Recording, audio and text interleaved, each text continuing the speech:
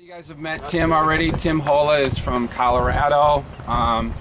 We've been friends for a long time, and he had a speaking engagement on yesterday, so we were lucky enough to have him stop over and chat a little bit. Tim's always just retained his amateur status. He could have gone pro at any time, I think, with his triathlons. You've done, what, 12 Kona Ironmans? 12, yeah. 12 Kona Ironmans. I want to say that you're a top 50 finisher. Yep. Which is pretty darn impressive.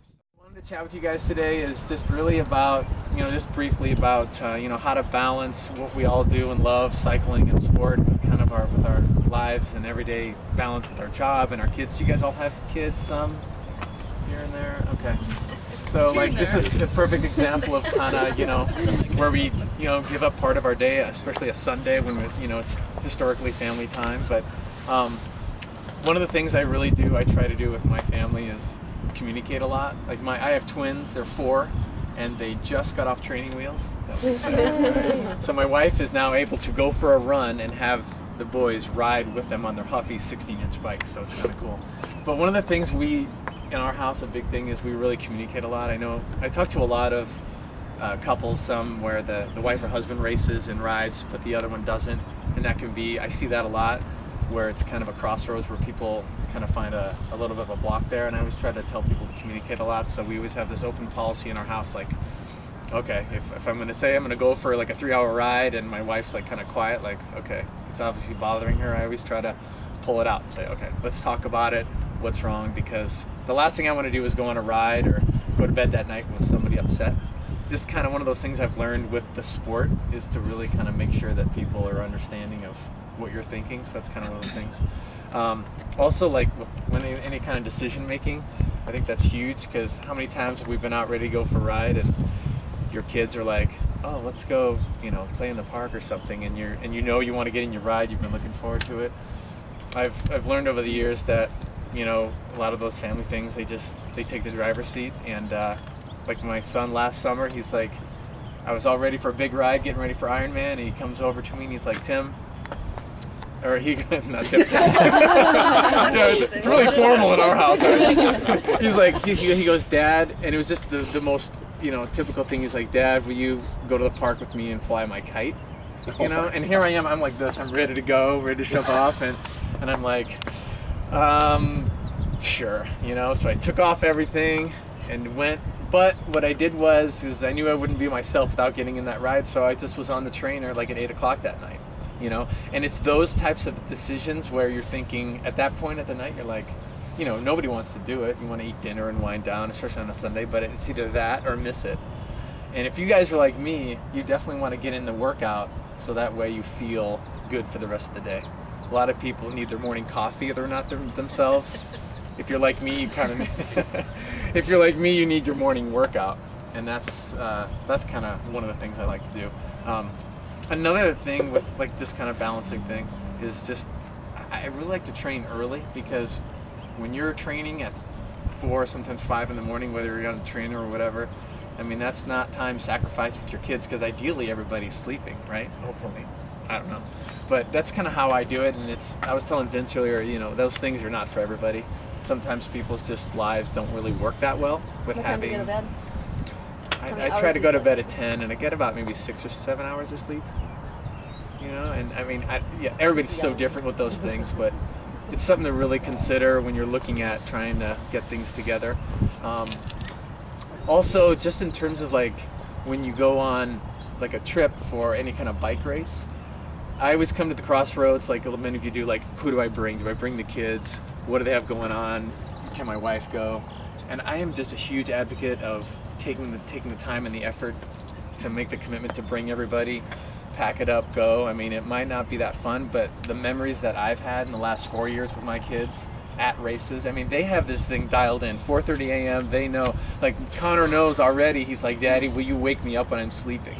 So that way he knows that we're going to a race. And it's just a wonderful thing that the memories that we've had in the last 4 years of just including our kids in the sport. And a lot of you guys might already do that, which is great, but just as a reminder, just to keep it going, it's just a wonderful thing for our kids to share. And when talking to Vince and Kristen, their kids are riding and stuff, and and they see the sport because their parents do it, and I think that's just one of the most wonderful things that we can do as role models to kids, not just our own kids, but to other kids in the community.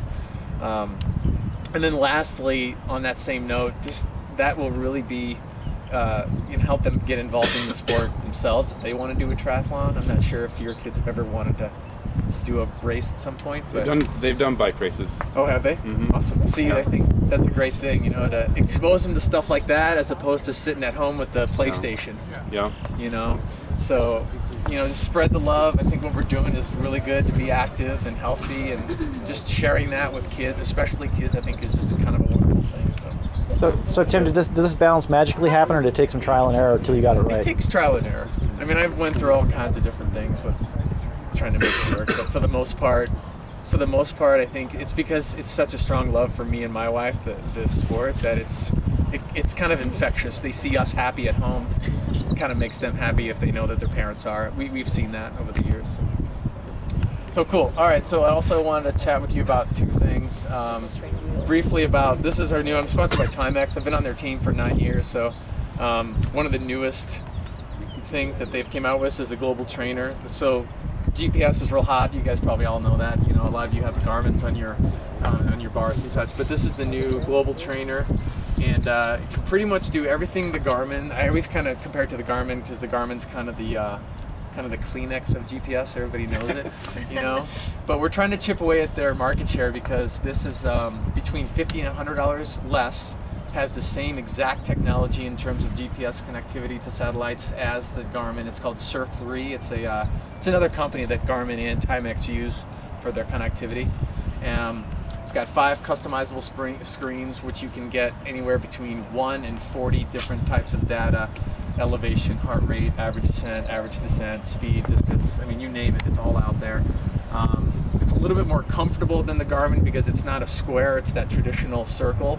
And it fits really well on your wrist without hitting that bone. A lot of people have the problem when they run, it just kind of irritates their bone with the square Garmin. And then the great thing is that you guys have heard of Training Peaks? Are you guys on that site? Okay, so this is an example of one of the maps on Training Peaks of a ride that I did back in Denver.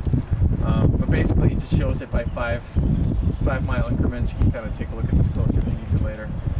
And then another screen just shows all the data, so your ascent line, speed, and heart rate. So it's just a really good way of looking at your workouts all in a calendar format too. So, and also, this is the charger.